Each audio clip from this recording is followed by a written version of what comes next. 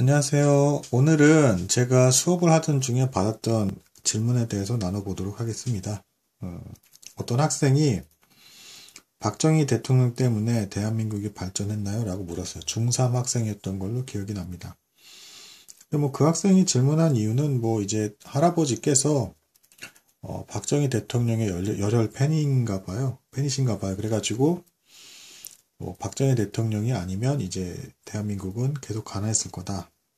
이제 이런 얘기를 좀 많이 들었나 봅니다. 이 상황에 대해서 이제 듣는 사람이 이제 학생이잖아요. 그러니까 박정희 대통령도 분명히 단점도 있었죠.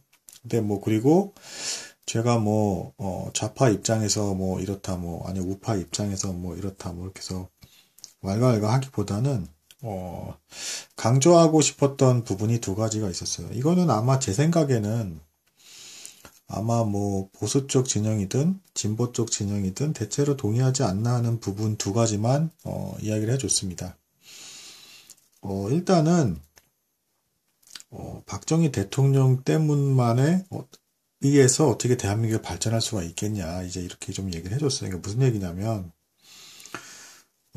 세계 역사에서 유례를 찾아볼 수 없을 정도로 정말 지독하다 할 정도로 악착같이 국민들이 일했기 때문에 그래서 나라가 발전할 수 있었던 거지. 그러니까 이제 박정희 대통령이 결과론적으로 좋은 정책을 취했건 아니면 좀 문제가 있었던 것도 있었던 이런 거를 하나하나 디테일하게 따지기 이전에 일단 상상을 초월할 정도로 국민들이 죽기 살기로 정말 가난은 더 이상 겪고 싶지 않다라는, 그리고 세계 역사 어디에서도 유례를 찾아볼 수 없을 정도로 정말 미쳤다라는 말이 나올 정도로 죽기 살기로 일했으니까 나라가 발전을 했지.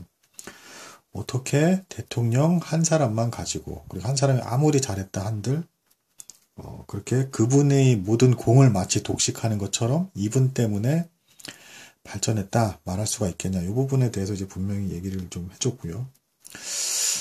또 한 가지는 지금 예를 들면 코로나 이제 유행하고 있는데 우리나라가 아무리 열심히 물건을 만들고 공장을 돌리고 수출을 잘한다 하더라도 세계의 이제 경제 여건이 안 좋으면 물건을 팔 수가 없는 거잖아요.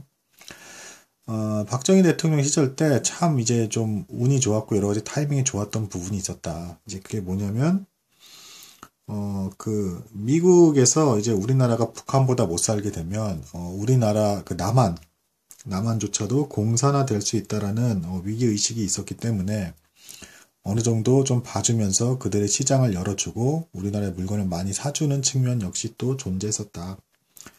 그러니까 국제 정세 상황까지 잘 맞아 떨어졌던 거죠. 우리나라만 또 이제 막 열심히 일을 하고 물건을 만들고 하는데 세계에서 그걸 안 사주면은 무슨 수로 또 돈을 벌었겠습니까? 상황과 때가 이제 국제 정세가 굉장히 좋게 맞물려 돌아갔다라는 것이죠. 그래서 이제 그 학생에게는 일단은 이렇게 두 가지 정도로만 해서 그렇게 이제 좀 무리 없이 좀 얘기를 해줬고요.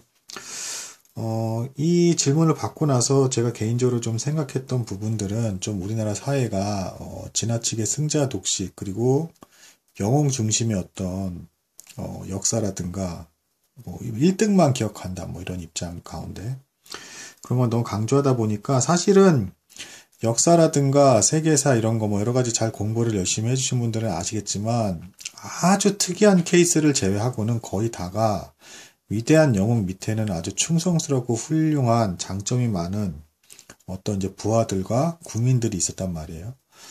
그렇지 않고서는 절대 그 사람 혼자서 어떻게 그렇게 어마어마한 업적들을 남길 수 있었겠습니까? 그죠? 세종대왕도 계셨지만 학자들도 있었죠. 그러니까 이제 어떤 걸 주고받고 여러 가지 어떤 과정들 속에서 이게 같이 했던 것들이지.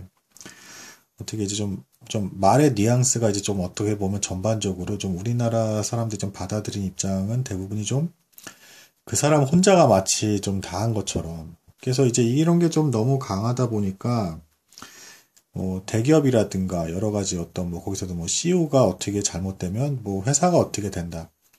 물론 CEO가 이제 가장 중요한 위치라고 말할 수는 있겠지만 아무리 그렇다 하더라도 대기업이나 그렇게 역사가 긴 회사들이 어떻게 CEO 한 명이 어떻게 된다라고 해서 그게 다 흔들리고 뿌리채 뽑힐 정도로 이렇게 되면 사실 그게 우량 기업이라고 말할 수가 없는 것이겠죠. 어쨌든 좀 전반적으로 지나친 승자 독식에 한 사람만을 너무 강조하는 어떤 사고가 좀 강하게 자리 잡혀 있지 않은가. 그리고 그 밑에서 우직하게 과로까지 하면서 열심히 일해가지고 회사를 세워나갔던 그 이름이 드러났지 않은 사람들의 어떤 그런 공로들은 너무 폄하가 되는 것이 아닌가 하는 어떤 그런 생각이 들었습니다. 일단 짧게 오늘 그냥 제 생각 한번 나눠보았습니다. 그 질문을 떠올리면서 들어줘서 감사합니다.